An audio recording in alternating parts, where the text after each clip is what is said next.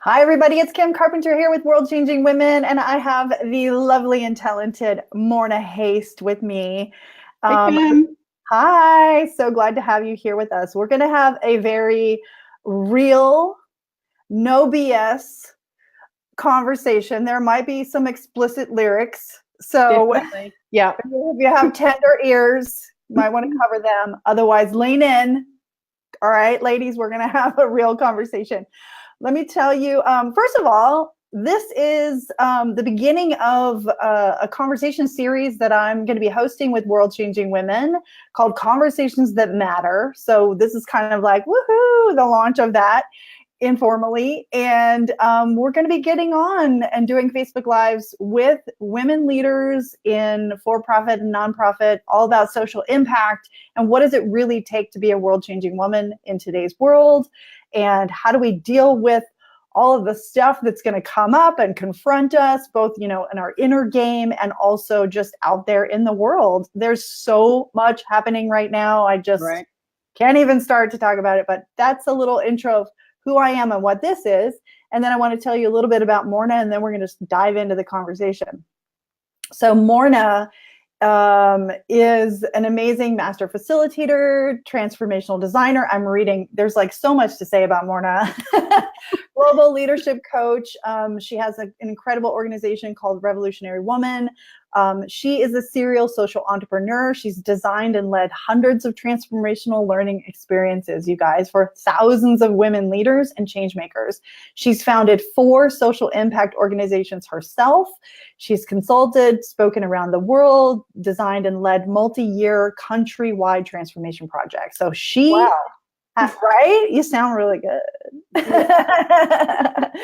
You are, and I'm just so honored. And you're also a founding member of the World Changing Women organization and a faculty member. And I'm so excited that you're going to be leading some stuff at our upcoming live event, and also working with us in the World Changing Women Council into the future. And so thank you for being here today, Morna. Oh, thank you so much, Kim. I'm so honored. And I'm so honored to be your first guest. If I'd known this was like a launch thing, we could have had wine. We could have what? Well, we'll do that again. Yeah. It's Friday. It's Friday. I know it's Friday. I'm feeling punchy. I don't know about you guys. On Fridays, I'm just like, let's go. Yeah, So, me too. hey, and Karen's here, so I can see some comments and stuff. So I'm just going to be saying hi to people as you log on. Yeah, and as you log in, say hello. Let us know where you're watching from, and we're going to be, asking you some questions and asking you to participate in this conversation. So please type in the chat and let us know that you are here. So Morna, I would love to hear, you and I kind of had a little pre-conversation about what does it take? What does it really take? And I would just love you to riff a little bit on that. Like, what does it take to actually freaking step in and say, yeah, I want to make a huge impact in our world today? Well, I think the first thing I want to say is that we really are alive at a critical time. And it is time for women to step up. We must step up right now. And we can't step up. We need to step up differently. We need to, you and I have had conversations around this about what it takes to start leading from the emerging future, from the future that we're trying to create. And that takes a really different set of muscles. And it takes muscles. It takes really deliberate and focused training, because we're not just climbing Everest. We're not just climbing the mountain. We're like creating the mountain as we climb it. So it really takes intentional work. And the first thing that I think it takes is letting go of this idea of self-care. That's an old paradigm, the idea that we kind of look after ourselves, we tack on looking after ourselves after we've done everything else. We need to start with radical self-reverence. That's my latest thing, radical self-reverence. That radical is respect. Hot. Right? Not just for ourselves. I mean, we need it for ourselves first, right? Because if we don't have that for ourselves, then we ain't got nothing. And we need radical respect for the work we're doing, because it's big fucking work if we really want to be world changing women. And I want to say just a little bit about world changing, what this thing is. And I think you and I have talked about this as well. Yeah, there are absolutely some of us who have got global plans. We're working at that scale. Mm-hmm. And world changing is also happening inside us, and how we show up, and how we show up to our families, how we show up to ourselves, how we show up in our communities, how we show up in every single interaction. It really, really matters. The stakes are so high right now for any of us for those of us, and I know that this is everyone in your community who is awake, who's paying attention, who's looking at what's happening in the world. The stakes are so high. We have to show up. We have to do the work. And we also need to do it really skillfully, because I think that, I know that as women, we're the ones who need to be in the driving seat right now. We're the ones who have got the skills and what it takes. Oh, I love that. So many juicy bits in what you just said. And I love that reframing of self-care, because it does often come at the end. Like, after I've taken care of everyone else, then I'll take care of myself. But radical self-reverence. And oh my gosh, that right. is well, super, and really leaning into the fact that we actually can't take care of anyone else. Like, we think we're doing the work, but we're not. If we're not showing up with that radical self-reverence, we're not actually available to the level of work that we need to do. I went down to Seattle last weekend. I was doing some training in authentic leadership. And in the closing circle, one of the women leaders said, okay, well, how do I do this authentic leadership thing and stay healthy? Like, it's not about that. You can't do the authentic leadership thing unless you're healthy, right? It's not about staying healthy. It's about being healthy, right? Yeah. That distinction. Yeah. Love that. So those of you that are watching, I'd love to know what's coming up for you when you hear that radical self-reverence and not being able to do something unless you are healthy, right? So what do you, Morna, what do you see as some of the first steps for us to start that reframing and start really stepping into that radical self-reverence? Well, I think it starts with firstly, understanding that we need it, becoming aware of it, and then going about bringing a little bit more structure and intention to how we go about our days and our lives and our weeks and our years. And by structure, I don't mean like some kind of boxed in, okay, between 9 and 10 I do this and da-da-da-da. I mean, what is a sane structure to our work, and what are the things we want to focus on? So there's different ways that I language this, but one of the things that I talk about, and I know a lot of other people talk about this, is what are your big rocks? What are the things that you're going to put, if you think about the jar analogy, where if you fill it with sand, you can't get the big things in there. And so many of us are doing that. We're running around, we feel really busy, it looks like we're doing a lot of stuff. Well, we're kind of not. We're certainly not doing the important things, and the stakes are too high for us to act like that. So we need to make some choices about what is really important to us, what we need, and what the work needs. So I call those big rocks, and I suggest maybe only 5 at a time. And they're personal and business together, because we can't make this artificial separation. We're women, we don't work that way.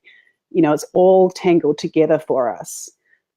So what are the big rocks? And then some really simple things. So a really simple practice that I do is when I'm doing my morning practices, I spend some time looking at what I'm doing for the day, the meetings I have, the things that I need to get done. And I ask myself, who do I need to be for these various things? How do I need to show up? And I just take a couple of minutes to write it down. And it may sound silly, like a silly little thing, but it brings intention to those things. And then I take a couple of moments between things to say, okay, who do I need to be for this? Because we're creating the future in every moment, every time we show up, every time we speak to someone, every time we come and do something like this, every time we send an email, every time we post on Facebook. Each one of those moments is an opportunity to either show up or just kind of phone it in. Yes. Yeah. I love that so much. So, I know that, my to-do list, what I need to do is really long. I use Asana. I have projects. I have multiple tasks under the projects. I have countless files, and you just really help me see like that intentionality around who do I need to be today as I move into all of these activities. When you said that, I feel like this release happened and more clarity, like, oh gosh, I think coming from that place, I would be able to look at that to-do list and prioritize those things because it's who I'm being and how I'm showing up in the world, who I'm being for myself and others. That's going to indicate what those big rocks even are, right? Right. And I think as women, we're super good at making to-do lists. It's kind of, I don't know, it feels like maybe it's in our modern DNA now. Yeah. And we need to be making more to-be lists. Mm. And the other thing I want to say about to-do lists is they're not going away. So, I want to be clear and say I'm not saying that we should do less. Maybe we need to do more of the right things and less of the things that don't really, create what we want to create in the world. But, kind of busyness is a state of mind. It's not going to magically, there's never going to be a time, well, maybe I'm alone in this. I think I'm kind of not alone in this. I've never woken up on a morning and there's nothing on my to-do list. Never. And I can't see it happening. Yeah.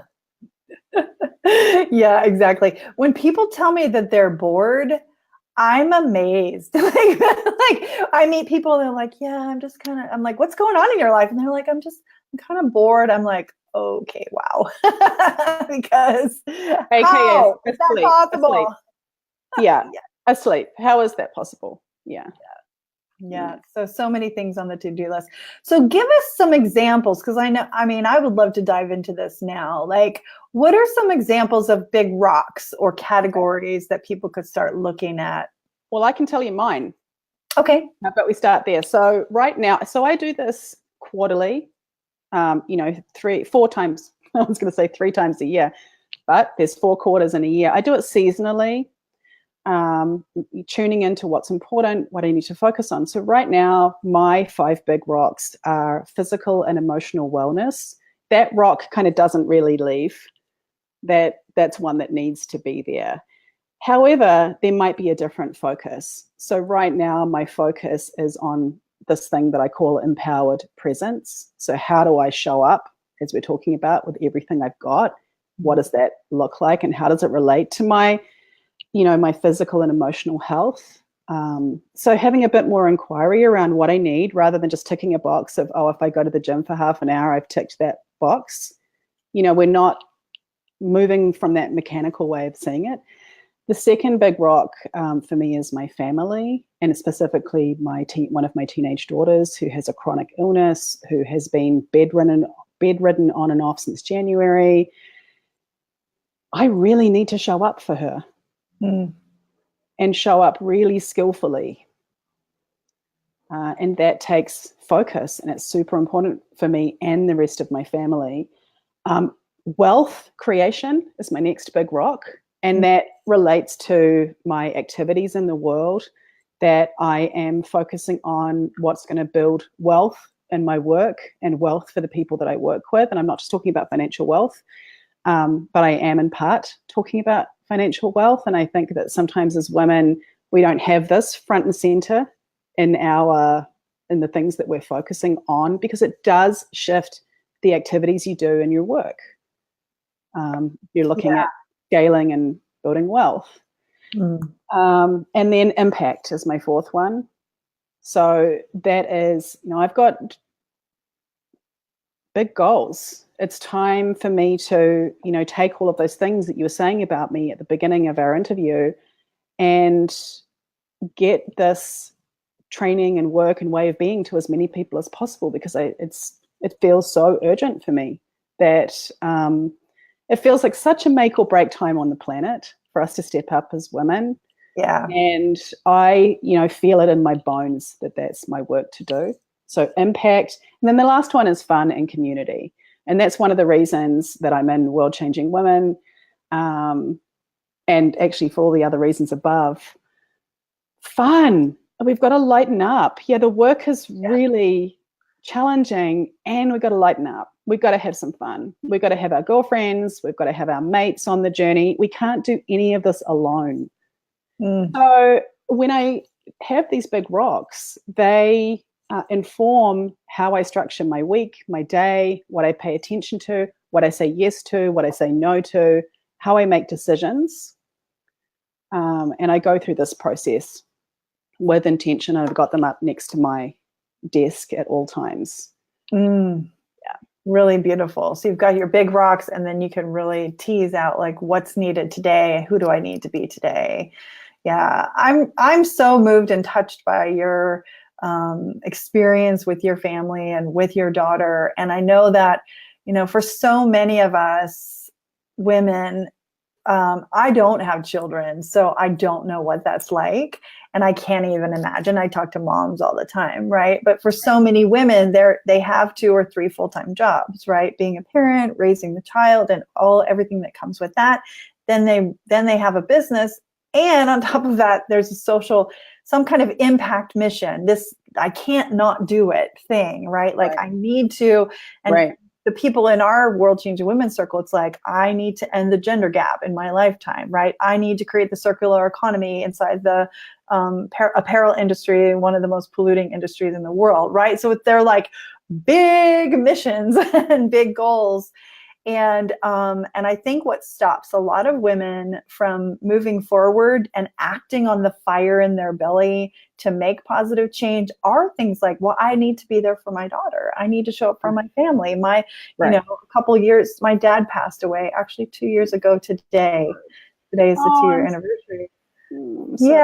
But it's a time for reflection and for just remembering his life and how amazing it was, and you know, the time that we had together. And but during that time, you know, there's a few months there where I was one of the primary caregivers for him, and it just felt like, how can I do anything else?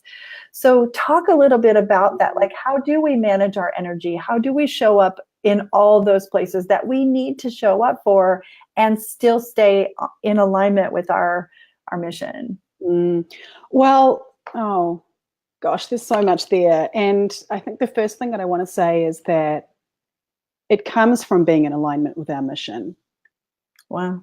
Right? So that's the first piece. It comes from being in alignment with our mission. Because for me, and I think, you know, so many women, as I was saying earlier, these things, you know, we think about them in neat little compartments, but they're not.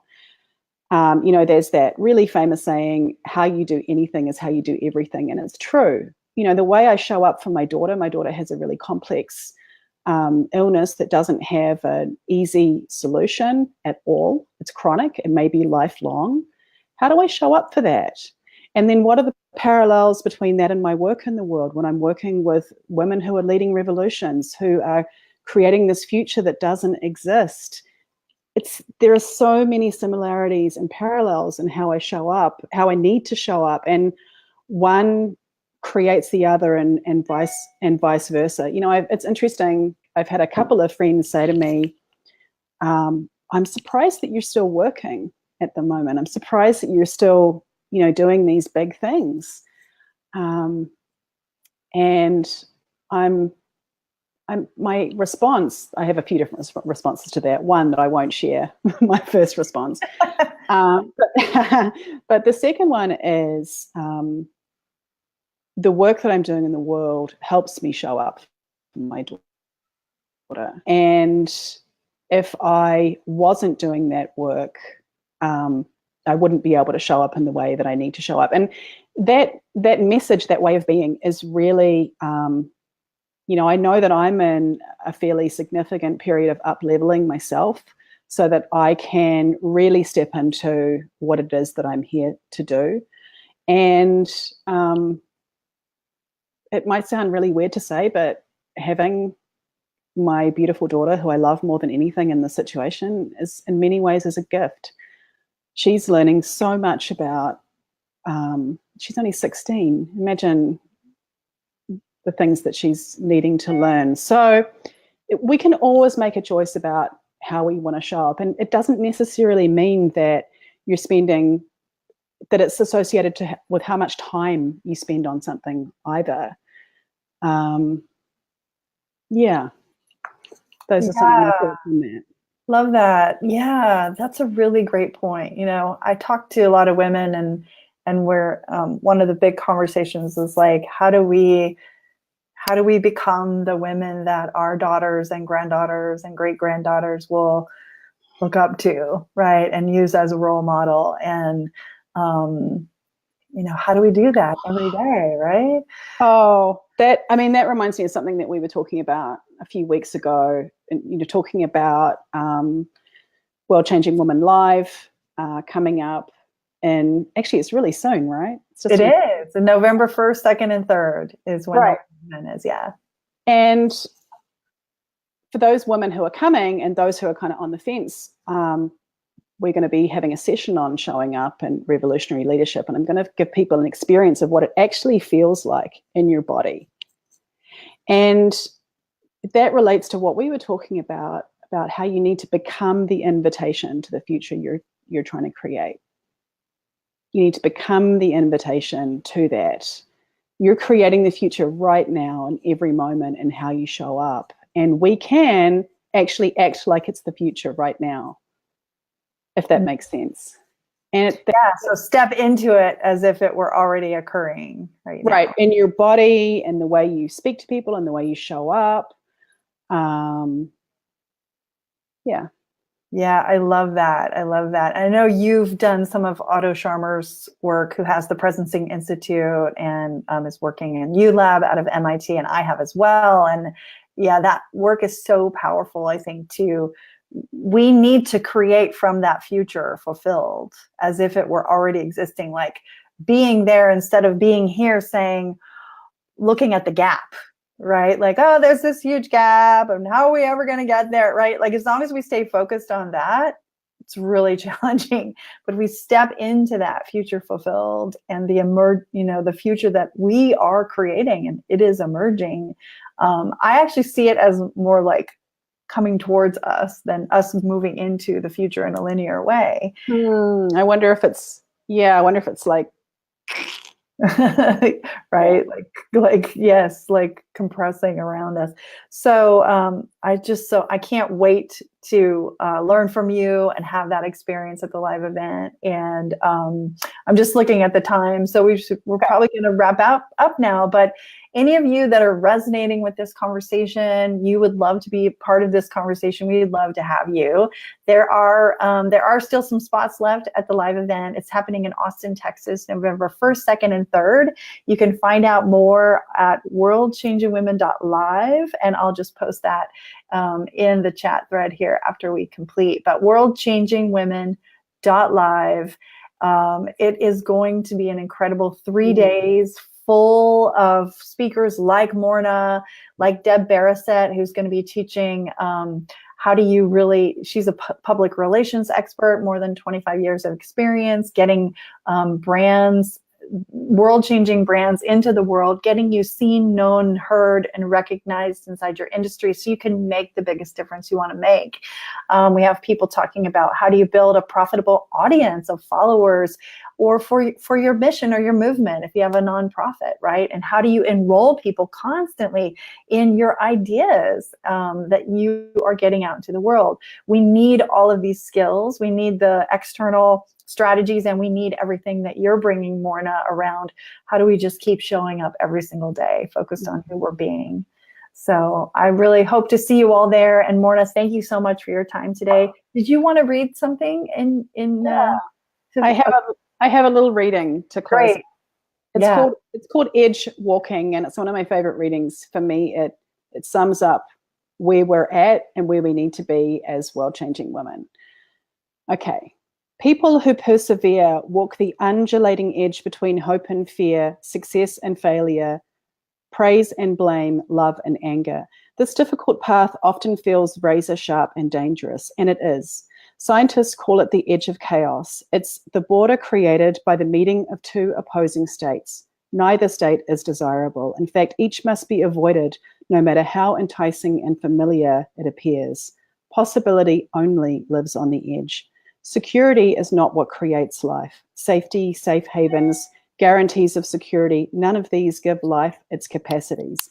Newness, creativity, imagination, these live on the edge, and so does presence. Presence is the only way to walk the edge of chaos.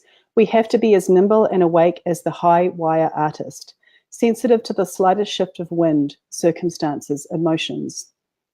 We may find this high wire exhausting at first, but there comes a time when we rejoice in our skillfulness. We learn to know this edge, to keep our balance, and even dance a little bit at incalculable heights.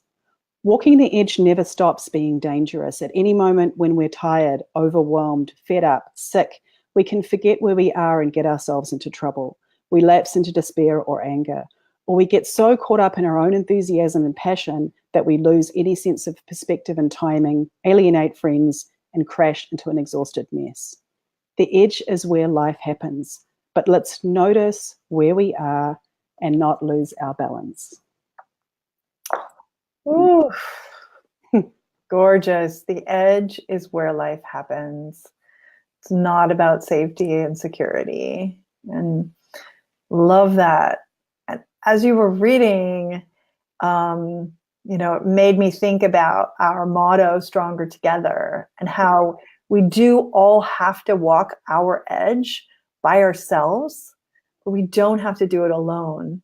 And I was just seeing that tightrope line, all of us on our individual lines, but down below, there's this community of women cheering us on and, holding the net, holding the safety net, right? Like the tightrope walker.